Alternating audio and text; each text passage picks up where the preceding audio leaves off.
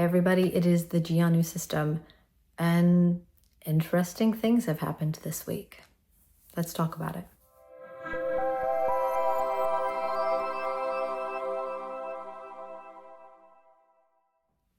So we've kept you in the loop with our journey with D.I.D, with therapy, with fusion. And this week, for the first time in almost 2 years, we heard an altar talking.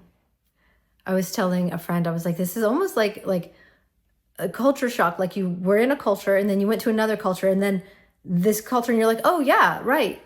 This way of operating. There was not any distress. We've understood from the beginning that fusion is, because fusion wasn't a goal and it wasn't like shameful if we did or shameful if we didn't.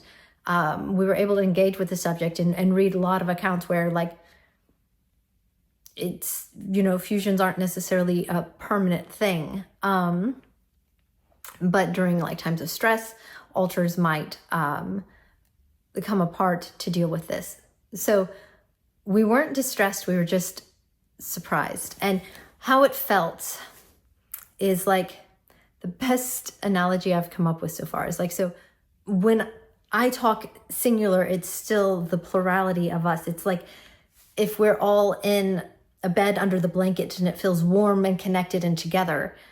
Hearing this altar was like hearing someone from outside our little blanket fort here where we're all warm and snuggled together. And it's like, oh, and I could feel the distance between me and the altar. And they only said one thing, which is they wanted their stuffy. And so I got them the stuffy. Do you want to talk?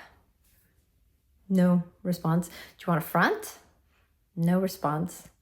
Like, nothing. Okay, well, you don't have to. And so the next day was therapy day, and we were telling our therapist, and our therapist was also like, very curious, very intrigued. But that wasn't our focus. Our focus has been on, like, we've been processing a particular memory that's been sticky. It's been one of the hardest ones to process. It's just very complex. There's a lot to it. And so we talked about it, but like there's no distress coming from me and none coming from the altar. And so it's just like, okay, well, we'll see what's going on. So that was last night. This morning she fronted. And once again, it's been almost 2 years since we had a switch. And so it was very interesting feeling all of these things again, but kind of from a different perspective. So once again, not distressing, just like, oh, okay, go ahead, have the front, do whatever. So in our exploration of kind of like, so what's brought you forward? Like the understanding is that she was fused in, but we're dealing with something, and not even the memory that I said has been sticky, not even really that. Though I'm sure that has a component of it. Just something that emotionally that we understand up here that we haven't been able to get down here. We've really been kind of struggling and focused on this in our personal life. So this isn't even a therapy thing. And like, this is what she's helping with. And it's kind of beautiful to me. So I've said before that in some ways it's easier healing in parts. Like in some ways it was easier to heal having D.I.D than it would be to have tried to heal with all of everything in the mix. And I feel like this is an example of that, where we are struggling with something and our brain is like, I know how to deal with this in a way that we can get it and then incorporate it into the whole. Like there's an altar who was like, I got this. Let me come out and handle this. And I really feel like I really feel like that's what this is. And so I had read accounts where like during times like traumatic, really traumatic and stressful times, like a fusion can come undone to handle it. But this feels like more voluntary than that. At the beginning of the process, I said, like, this feels like it's something that if it's not working for us, we can undo it. And this feels like a step further from that. If multiplicity is more helpful in a situation, we can choose that and then go back to this. So, and that's what I feel like this is. Like, she doesn't, it's not her plan to just be out. Like, it's cold outside of the bed. The bed has been nice. This coming together has been warm and full and really, I don't know, it's been really good. And so, but this is something where it's like, she can help with this. She wants to help with this. And it is easier for our brain to tackle this in an individual sense and then kind of bring it into the fold. So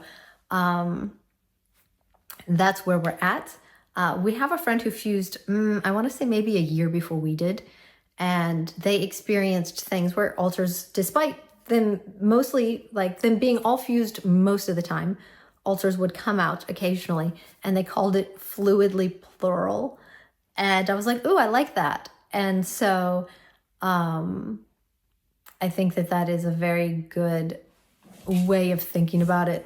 I definitely, after we fused, was like, I feel like I have a better handle on what it would be like to have the existence, the consciousness of a singlet. But I was also like, I will never be that. Like, plurality is always going to be the first language of my consciousness. And I'm okay with that. Like, it's how my brain works. This is how my brain is always going to work, even though it has learned to do this other way of existing. It still can speak this language when and if we need it for whatever reason. And I'm like, I don't know. It honestly feels kind of exciting to lean into what does all of this mean? Like,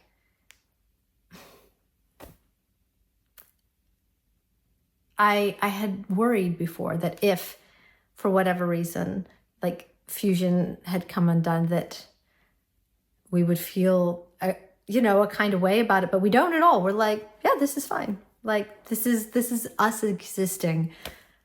Yeah. So I'm really happy about that, about my own reaction to it. Also, we've been accepted to speak at the Healing Together conference in Florida this coming February. We will be speaking on our fusion experience from the beginning to our current, couple years post-fusion by that time. And really going into, people have asked about the nitty-gritty of it. I will be talking about what it is, what it isn't, and the whole process. So I hope to see some of y'all there to talk about this more and just to say hi. So thanks for listening, and we'll continue to keep you updated.